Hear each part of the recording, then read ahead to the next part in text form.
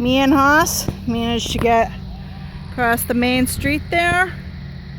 Take a little walk from the park to the main street to across. Past some gardener workers. I won't say that I didn't have to tell him no so that he didn't bark at anyone. I did have to tell him no, but he successfully didn't bark. He's going to need more practice with that in public places like this.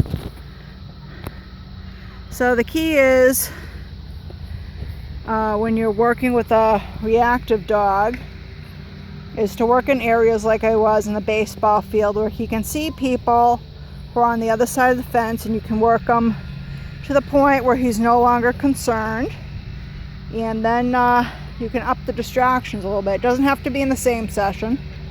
Sometimes we just happened to have some 15 minutes, so I figured we'd see how he did, and if he didn't do well we would have turned around and walked back to the car.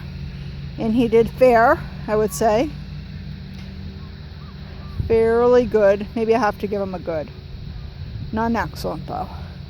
But he's learning. He's where he should be at this time. So we're happy with that. We're about to have someone come walk. So thing is, when someone comes walking by, have your hint quiet. No.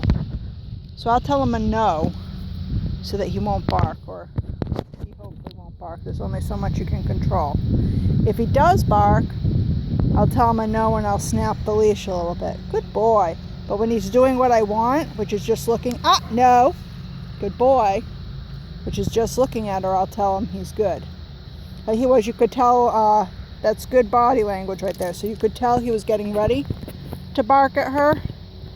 And he didn't, but I also interrupted that behavior.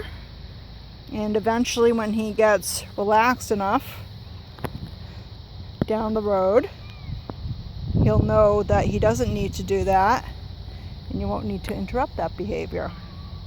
But for now, you got to be on him so that he knows this is not something you want him to do.